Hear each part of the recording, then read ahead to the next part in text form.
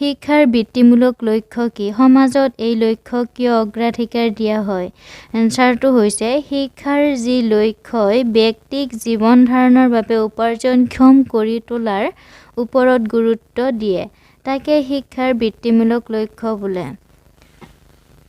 শিল্প আৰু বিজ্ঞানমুখী সমাজৰ অৰ্থনৈতিক প্ৰয়োজন পূৰণ কৰাৰ বাবে যি শিক্ষা প্ৰদান কৰা হয় তাকে বৃত্তিমূলক শিক্ষা বুলি কোৱা হয়। ঠিক আছে।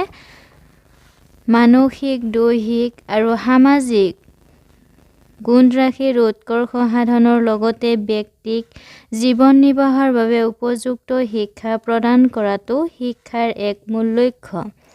মানুহক উৎপাদনমুখী আৰু স্বাৱলম্বী কৰি তোলাটো এই শিক্ষাৰ এক অন্যতম উদ্দেশ্য।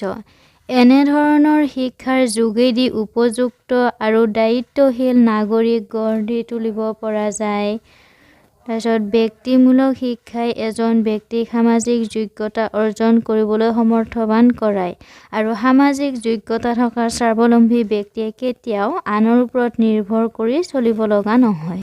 সমাজত বৃত্তিমূলক লক্ষ্য অগ্ৰাধিকাৰ দিয়াৰ কাৰণবোৰ হ'ল: নম্বৰটো হৈছে বৃত্তিমূলক লক্ষ্যই ব্যক্তিক স্বাৱলম্বী কৰি তোলে।